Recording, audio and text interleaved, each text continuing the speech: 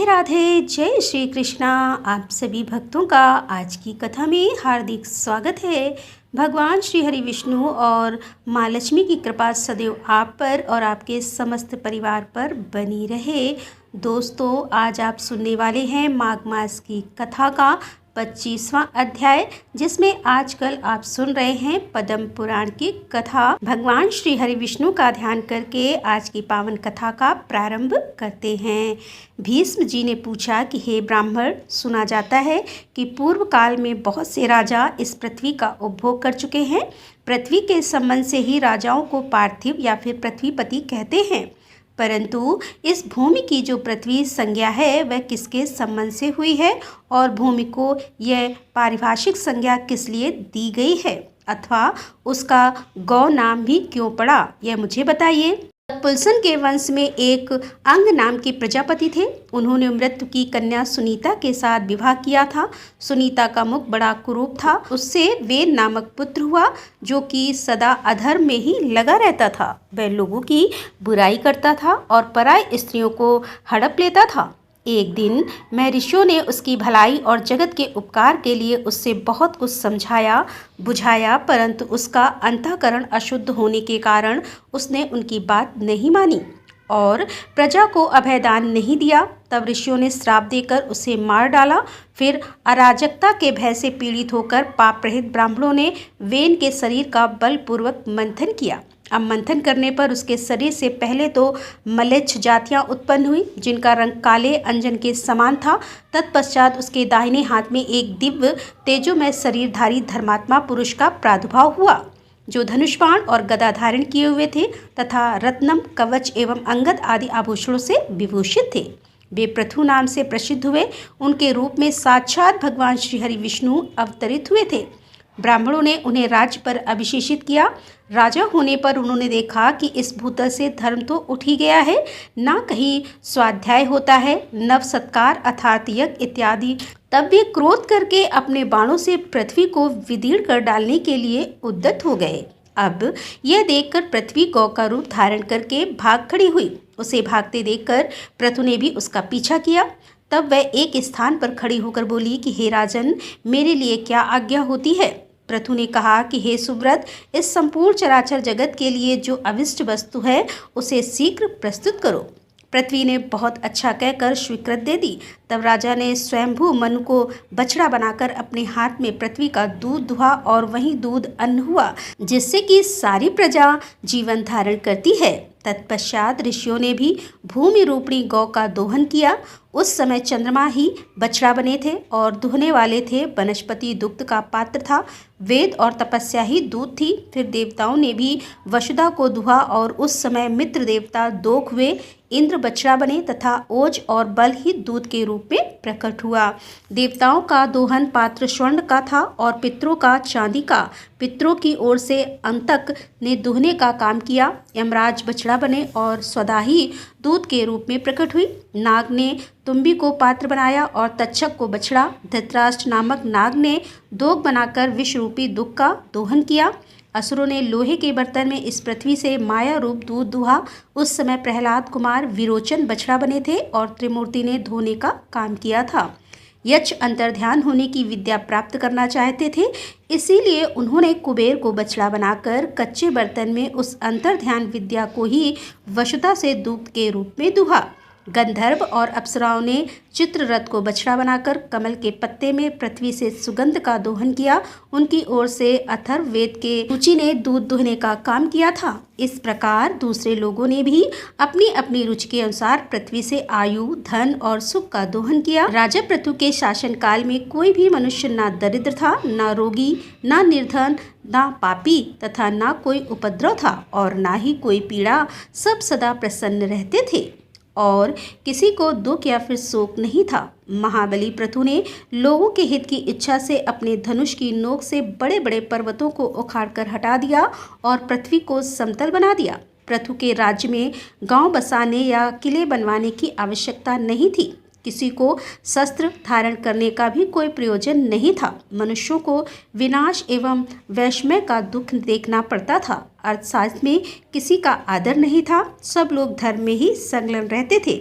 मैंने तुमसे पृथ्वी के दोहन के पात्रों का वर्णन किया तथा जैसा जैसा दूध दुहा गया था वह भी बता दिया। राजा पृथु बड़े विज्ञ थे, उनकी जैसी संध थी उसी के अनुसार उन्होंने सबको दूध प्रदान किया।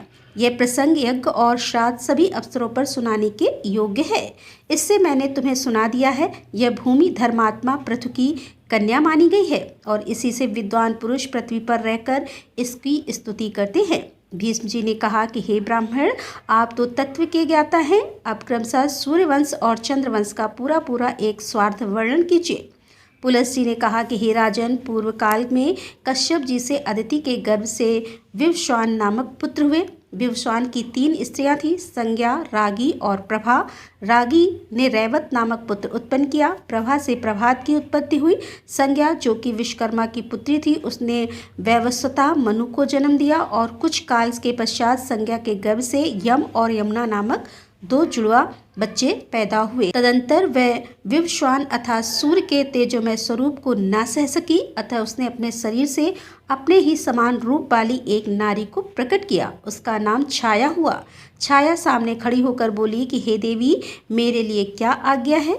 संज्ञा ने कहा, छाया, तुम मेरे स्वामी की सेवा करो, साथ ही मेरे बच्चों का भी माता की भांति स्नेहपूर्वक पालन करना। तथास्तु कहकर छाया भगवान सूर्य के पास गई। अब वह उनसे अपनी कामना पूर्ण करना चाहती थी। सूर्य ने भी यह समझकर कि यह उत्तम व्रत का पालन करने वाली संज्ञा ही है, बड़े आदर के साथ उसकी कामना की। छाया ने सूर्य से सावन मनु को जन्म दिया। उनका वर्ण भी वैवस्वता मनु के समान होने के कारण उनका नाम सावर्ण मनु पड़ गया।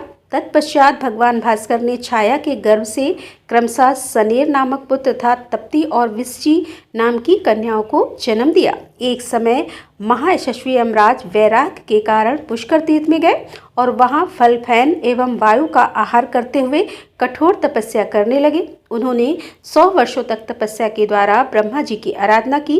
फिर उनके तप के प्रभाव से देवेश्वर ब्रह्मा जी संतुष्ट हो गए और तब यमराज ने उनसे लोकपाल का पद, अक्षय पृथ्वीलोक का राज्य तथा धर्माधर्म में जगत की देखरेख का अधिकार मांगा। इस प्रकार उन्हें ब्रह्मा जी से लोकपाल की पदवी प्राप्त हुई।